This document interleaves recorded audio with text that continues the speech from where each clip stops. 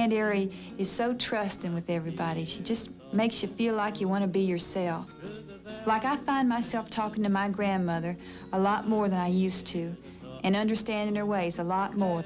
Well, I had a long legs in and as stout as a mule, go galloping anywhere to do anything in the world. But since I've got like I am now, I can't do it. I'm now 88. That's been that long. You got spring fever, Aunt Eri. You'll remember me forever, won't you? Yeah, that's your heart.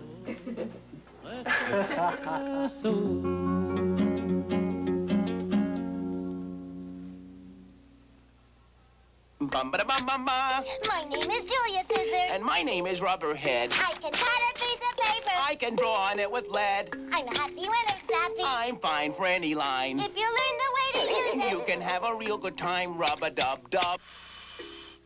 What's that, Ruler? It's my new instant-on remote-control solid-state portable TV with stereophonic sound, twin antenna color control, and a real beauty. And extra fine tuning. I'll just plug it in and...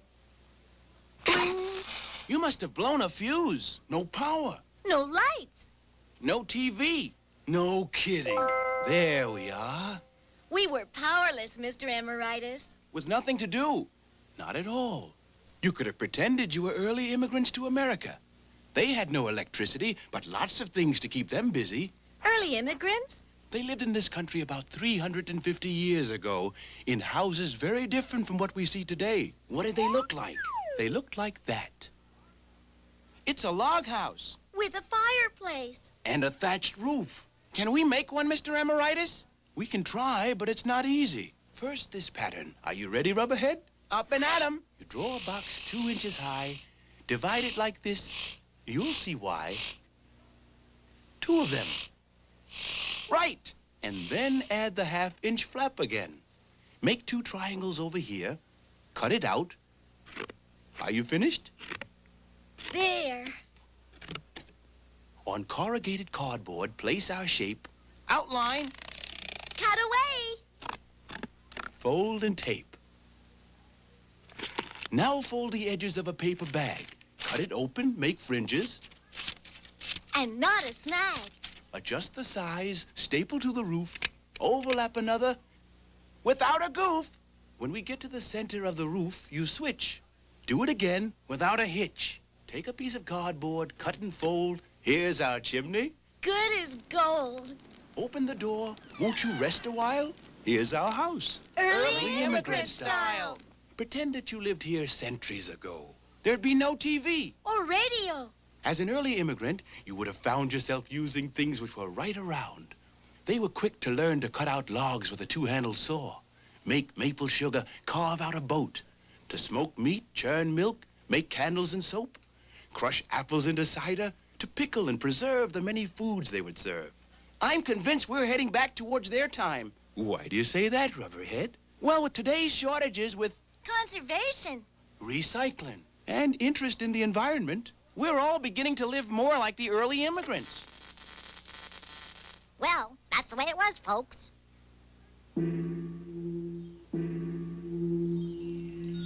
Why don't you make a new friend, make a new friend, make a new friend today? Why don't you make a new friend, make a new friend, make a new friend today?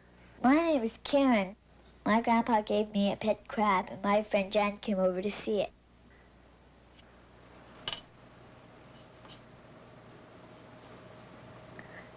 What does he eat? Something like little cornflakes. Do you put milk and sugar on? No, it's just little flakes that float around the water. Hello, 陶大姨妈。 Hi, Grandpa.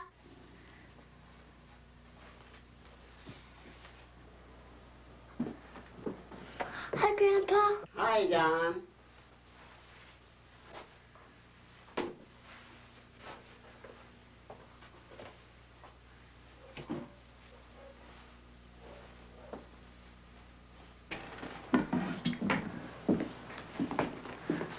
Your grandfather's taking your shoes off.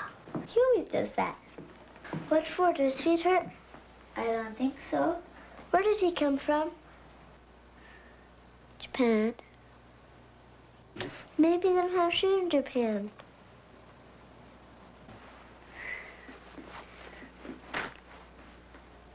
How are you? Hello. Hi. Jan said something funny today. Well, what did she say? She saw Grandpa take off his shoes, and she said that must be what Japanese people do. That's right. You should do it too. It's more polite. She said they didn't wear shoes in Japan. Where did she learn that?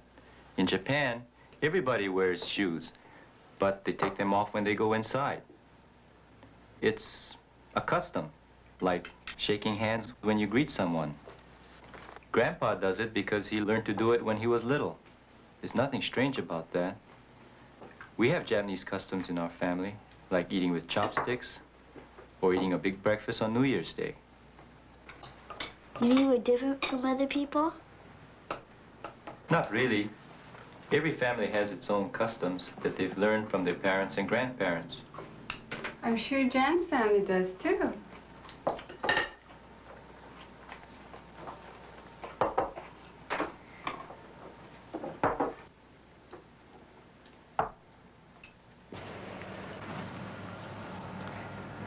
Let's go play with the crab. Did you ever put him in the bathtub?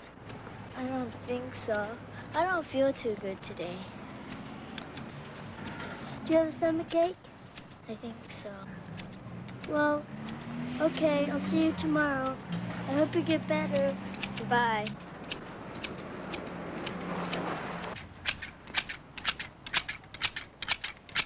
Hi, Grandpa.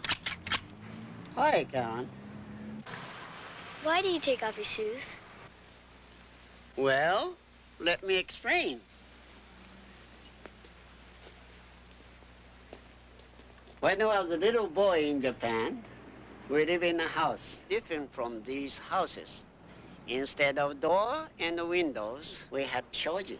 It worked just like a sliding door, except that shoji is covered by thin white papers. We did not have carpet like here in America. Most of floor space is covered with tatami. Tatami is made from turi grass, woven together. We sat on the cushion on the tatami floor like this and ate on a little table about this high.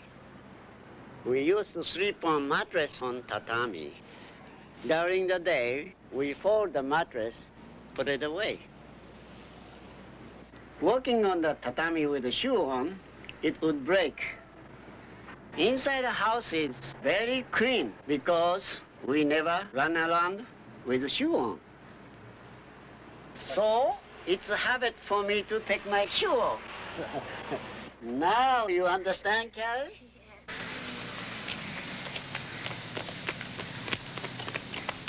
Hi, Grandpa. Hi, Karen. Grandpa, is it true that you used to live in a paper house and sleep on grass? Well, something like that. Do you want to see some pictures? Yeah! I'll be there in a minute.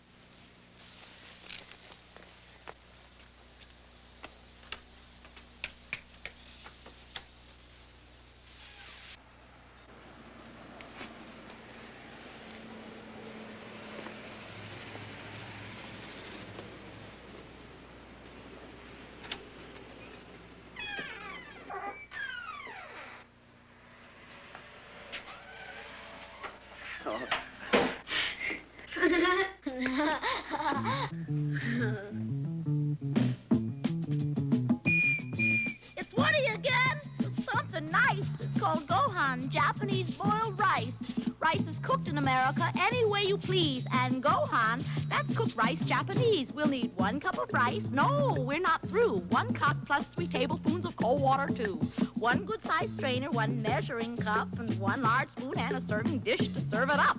1 heavy pot with a well-fitting top. Now we're ready to go till we're ready to stop. Put 1 cup of uncooked rice in a strainer. Do not use instant, that couldn't be plainer. Wash the rice, put it in the heavy pot, and add all the cold water you had. Let it all stand at least half an hour to give it old-fashioned good food power. Now we are ready to cook, and it's a good notion to get someone older to help with the potion. Working around the stove just can't be beat when there's someone bigger to help with the heat. Now it's time to turn the okome, that's uncooked rice, into gohan, and that's something nice. Put the lid on the pot, turn the heat on high until the water comes to a rolling boil.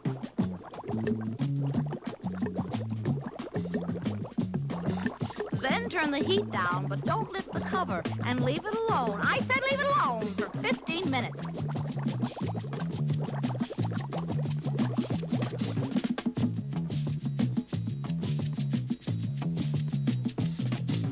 Now take the pot with the rice off the stove and dig right into your rice treasure trove. Monosugoku oishi, monosugoku oishi. In Japanese, that means it's so tasty. One thing about being a nose, you never know what you're going to smell next. I do love the smell of garlic bread.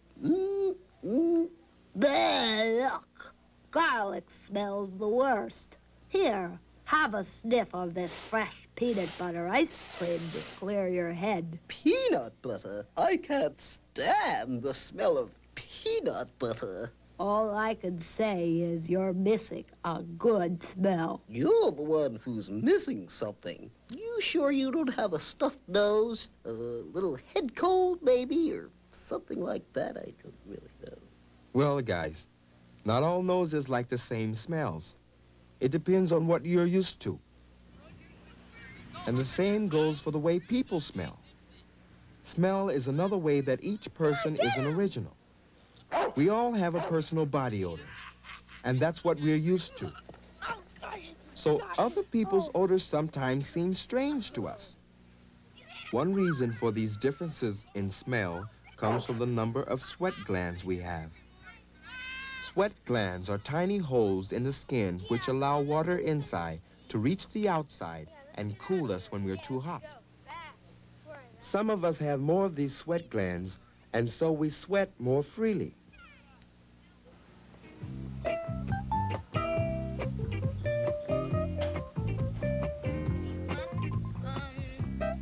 Another difference comes from the food we eat. Foods with strong smells can add their odors to the sweat that comes from our skins. Part of the fun of eating different foods is the many different smells they have. And part of the fun of having many different kinds of people in the world is that they have a variety of smells too.